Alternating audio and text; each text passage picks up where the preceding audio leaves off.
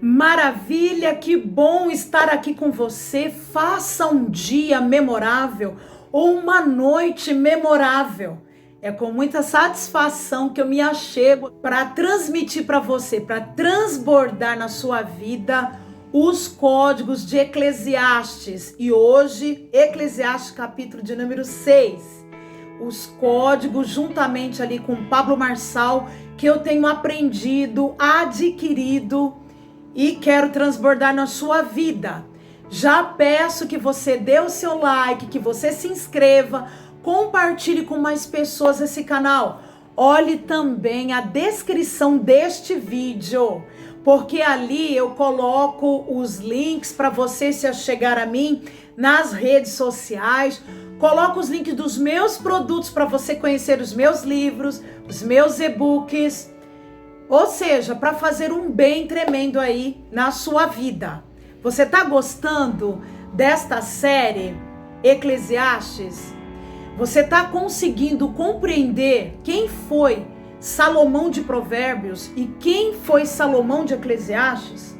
Lembrando que Salomão de Provérbios foi aquele temoroso a Deus, que pediu sabedoria para Deus.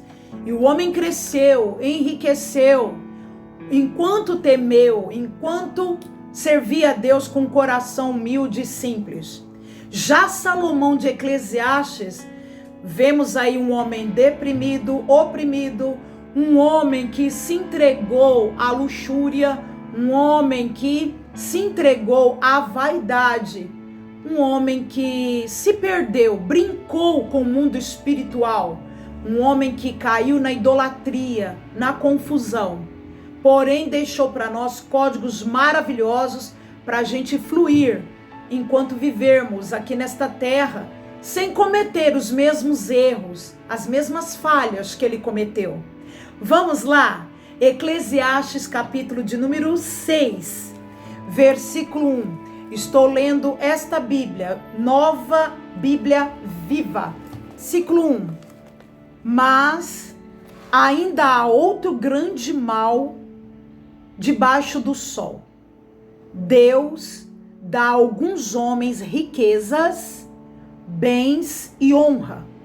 Eles têm tudo o que desejam, mas Deus não deu a eles a saúde necessária para desfrutarem dessas riquezas. Morrem e outro desfruta da riqueza em seu lugar. Isso também é ilusão. É uma desgraça.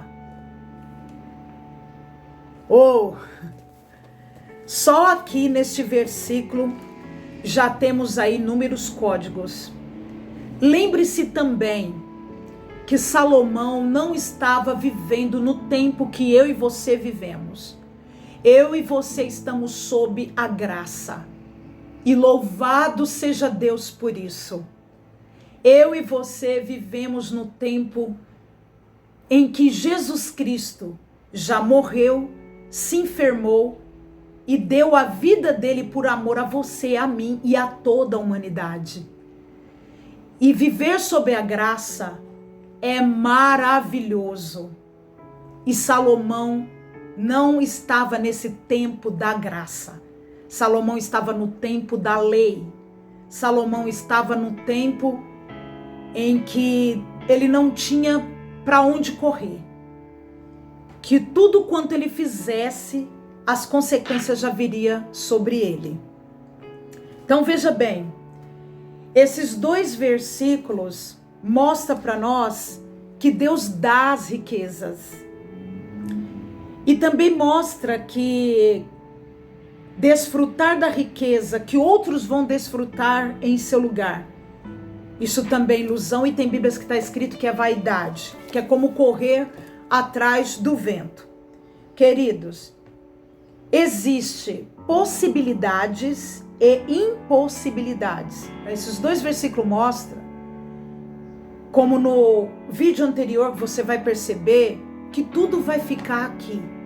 Que o que nós fazemos, o que nós produzimos, as riquezas e tal, alguém vai usufruir delas. Por isso, usufrua delas enquanto você viver. Quando ele disse da saúde que Deus, olha que coisa, mas Deus não deu a eles saúde necessária para desfrutarem dessas riquezas. Entenda bem uma coisa, viver sob a graça é usufruir de saúde todos os dias. Em Jesus Cristo nós temos vigor, saúde, disposição. Em Jesus Cristo nós temos rejuvenescimento. Porém, ele estava sob a lei. Então, tudo que ele via ao redor dele de ruim, recaía que vinha de Deus. Entenda conforme o Espírito de Deus fluía em você. Os códigos de Pablo Marçal, ele dá possibilidades versus impossibilidades para esses dois versículos. Possibilidades é tudo que é real e tem energia. Impossibilidades não tem energia. Para Deus não há impossível, queridos. O impossível também é possível. Está escrito que para Deus não há impossíveis. Não há impossível para você. O impossível na mente de uma pessoa é uma quantidade negativa, de energia negativa. Então ele olha ali, a mente dele tá com uma porção maior de negatividade. E ele vê que não dá. Ele vê que aquilo para ele não dá. Ele vê que aquilo para ele é impossível. Mas não há impossíveis para Deus. Se não há impossíveis para o teu Criador, para o teu Pai Celestial, não há para você também. Se você não entender as suas possibilidades, Deus não vai poder fazer nada por você. Na mente de alguns, também o possível é impossível. Uma coisa que é simples para mim pode não ser simples para você. Uma coisa que para mim é impossível, para você pode não ser, para você pode ser possível. Se você viu, conforme está escrito em Provérbios, conforme você imaginar na sua alma, assim é. Se você viu, se você imaginou, para você não é impossível. Você viu, ou seja, precisa de luz, trazer luz para aquela imagem que você imaginou, que você viu. É como fazer uma foto, né? Você traz luz para aquilo ali. Que o Espírito Santo de Deus flua em você e faça você compreender o que eu estou falando aqui para você. Versículo de número 3. Mesmo que um homem tenha 100 filhos e filhas e viva muitos anos, se não desfrutar das coisas boas da vida e não tiver um enterro decente, eu digo que uma criança que nasce morta tem melhor sorte do que ele. Meu Deus. Salomão estava desconectado da sabedoria divina. Toda pessoa na Bíblia Sagrada, ela precisa ser questionada, menos Jesus Cristo. Não tem nada de mal você questionar Salomão, você questionar Ruth, você questionar Esther, você questionar a Joana, não tem nada de errado nisso, pelo contrário, é bênção. Questione, você só não tem como questionar Jesus Cristo. Mas os demais personagens da Bíblia, questione todos. Questione todos. Ele estava desconectado da sabedoria divina. Começou a agir e a falar sem temor a Deus. Ele tinha razão. Mas o que é que prevalece? A fé ou a razão? Um homem, uma mulher que conquista deve usufruir, sim. Deve usufruir das suas conquistas, das coisas boas da sua vida. O Salomão, ele chegou a um ponto de uma desconexão tão grande da vida de Deus, que ele falava sem temor, agia sem temor, caiu na idolatria, nos sacrifícios a deuses, dos deuses de Moloque. E foi uma coisa de louco. É mais ou menos assim, queridos. Não precisa admirar ninguém, mas aceitá-las. Aceite as pessoas como elas são, sem ficar ali admirando, idolatrando elas. Tem gente que até hoje admira e idolatra Salomão sem pesquisar, sem estudar na íntegra a sua história. Aceite a natureza, respeite os seres humanos, mas admirar e idolatrar, não. O Salomão de Eclesiastes estava dizendo aqui para nós, parafraseando, siga o seu propósito. E qual é o seu propósito? Senão você vai ficar igual a mim. Vai ficar igual a ele de Eclesiastes. Um homem sem interesse na vida, um homem oprimido, um homem chateado, falando umas coisas, sabe, até sem nexo. Siga o teu propósito, que você siga sem desconectar da sabedoria divina. O versículo 4 ao 7 diz: é inútil a vinda dessa criança. Ela desaparece nas trevas e nas trevas o seu nome será esquecido. Mesmo que nunca tenha visto o sol ou que nunca soubesse o que é a vida. Isso é melhor que ser um homem velho e infeliz. Que adianta ao homem viver 2000 anos sem desfrutar da felicidade? Ou da sua prosperidade? Todos trabalham duro para ter o que comer, mas nunca ficam satisfeitos. Queridos, a pobreza é improdutividade. A riqueza recebe os que produzem.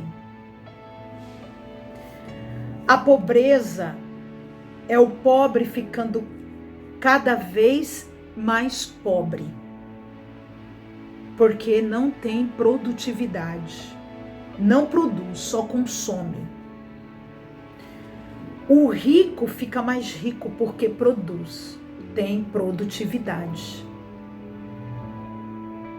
Não era para Salomão estava desconectado da sabedoria divina.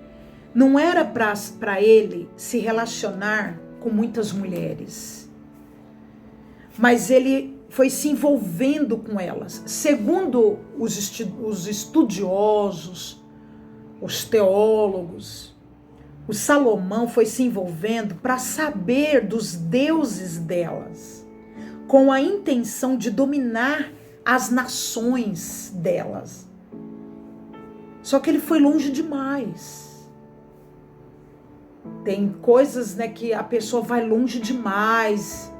E quando vai ver, ela está se desconectando. Que você não se desconecte de Cristo. Que você não se desconecte da verdade. Que você não se desconecte da graça, do favor imerecido de Deus.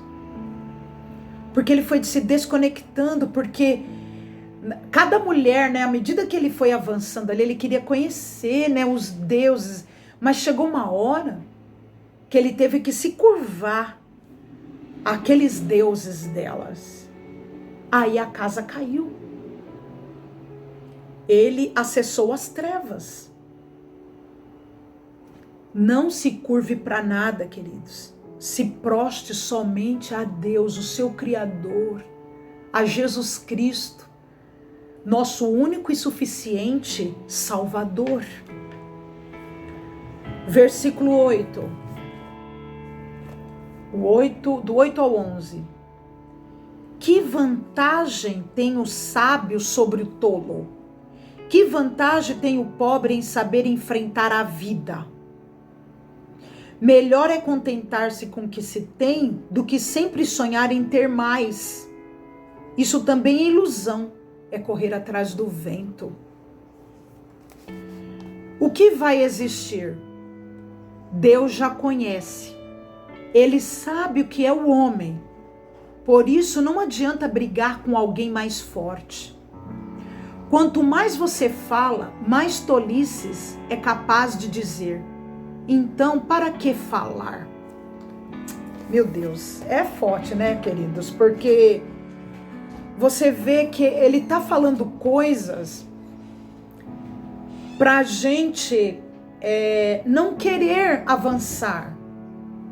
Para a pessoa que se encontra como uma pessoa pobre, passando por dificuldades, escassez, permaneça assim.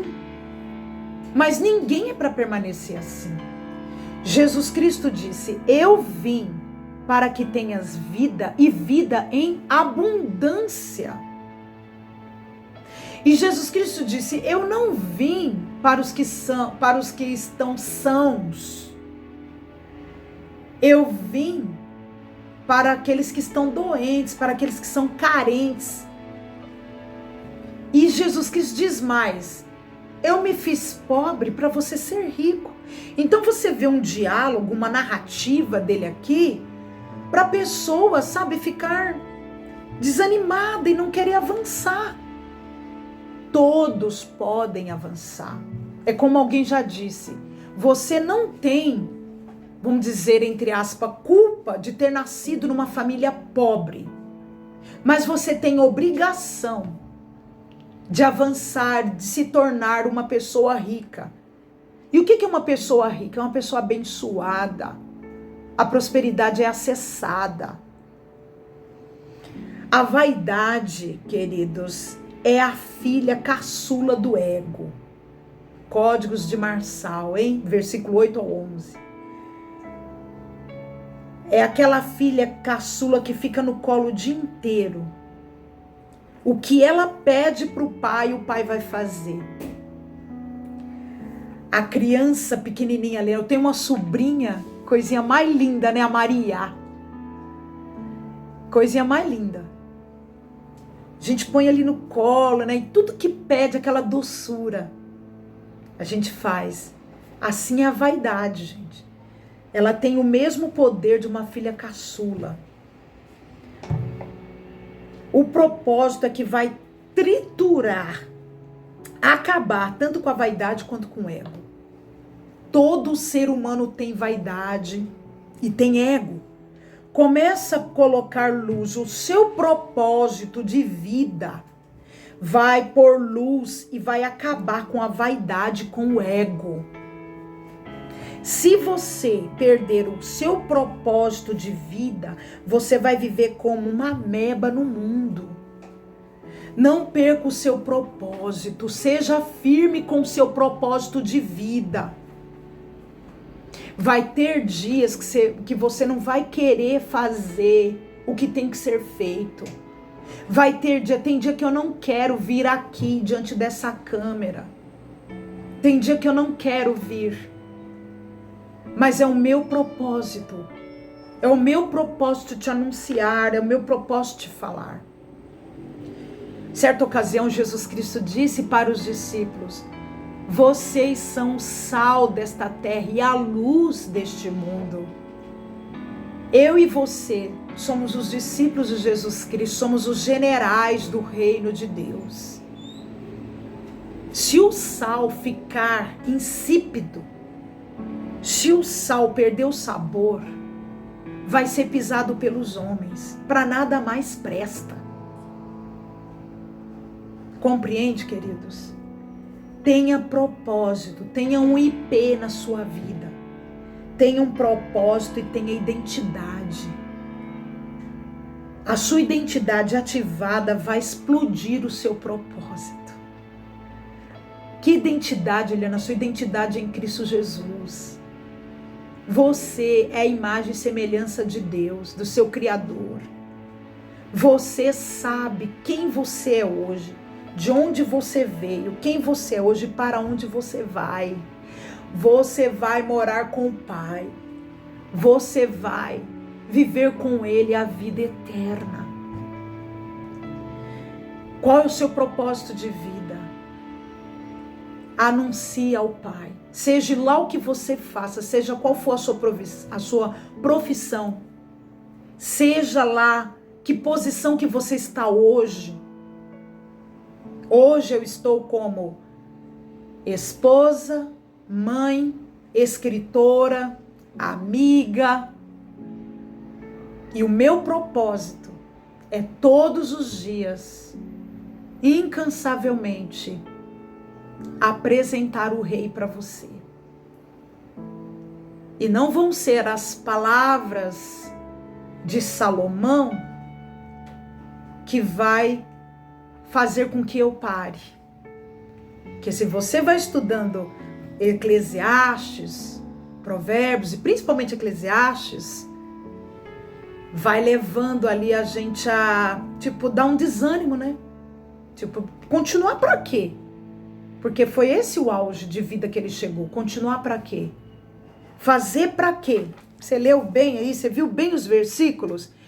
Né? Que vantagem tem o sábio sobre o tolo? Todos trabalham duro para ter o que comer, mas nunca ficam satisfeitos. Melhor é contentar-se com o que tem do que sempre sonhar e ter mais. E o que tem sonhar e ter mais, gente? E o que tem? Que adianta o homem viver 2000 anos sem desfrutar da felicidade? Então são coisas ali, esse é o objetivo, né, do significado de Eclesiastes, né? Olha, até o versículo 11 ele faz pergunta, que todas as suas respostas seja para Salomão, viver o propósito. Eu vou viver o meu propósito. Você vê que do versículo 6 ao 11 ele fazendo perguntas e você precisa responder, Salomão, eu vou viver o meu propósito em nome de Jesus. Salomão não tinha Jesus Cristo por ele. Você tem Jesus Cristo por você. A resposta é, eu vou viver o meu propósito. Se você não viver o seu propósito, alguém vai viver por você. O propósito ele tem 3 classes. Primeira, governar sobre todas as coisas. Gênesis 1, 26. Segundo, desbloqueio. Que você seja uma pessoa desbloqueada. Que você seja uma pessoa com a mente aberta para aprender, para ouvir. Não ficar na religiosidade. Ah, tá escrito, Salomão falou isso daqui, eu vou ficar assim, desse jeito. Pra que eu vou fazer tal coisa? Pra que eu vou falar? Pra que falar? Tem um versículo aqui que eu li que ele fala, pra que falar? Se eu fosse nessa aqui, eu não ia falar pra você aqui agora, né? Desbloqueio, tudo que você foi bloqueado, você vai avançar nisso. Em tudo, isso aqui mexe muito comigo. Em tudo que você foi bloqueado, você vai ser desbloqueado e você vai avançar nisso. 3, decisão. Tudo que você decidir, você vai fluir. É o TPC, ou seja, teoria, prática e constância. Todo bloqueio tem intimidade com o seu propósito. Naquilo que você é bloqueado, tem intimidade com o seu propósito. Você só sobe o nível fazendo o que tem que ser feito. Então vamos lá, fechando. O seu propósito tritura o medo. O seu propósito tritura o ego e tritura a ganância. Quem tem propósito achou o caminho de volta para casa. Tem um versículo que diz que a carne milita contra o espírito. O espírito está pronto, mas a carne ela é fraca. O espírito está pronto, a alma está redimida. Estamos aqui ainda por causa do nosso corpo, que briga com o nosso espírito. Jesus Cristo está voltando, amados. Que você tenha compreendido, o tenha como teu Senhor e Salvador, ao ponto de não se calar e falar. O apóstolo Paulo disse, cri, por isso falei. Maranata, vem Senhor Jesus. Que tenhamos coragem de ir até o último homem, até a última alma e levar o conserto que é Jesus Cristo para as pessoas. Só Ele entra no coração, só Ele. Eis que estou à porta e bato. Se alguém abrir e deixar eu entrar, eu vou ceiar com Ele e Ele comigo. É isso. Até amanhã, Eclesiastes 7. Que o Espírito de Deus faça em você o que eu não posso fazer. Tchau.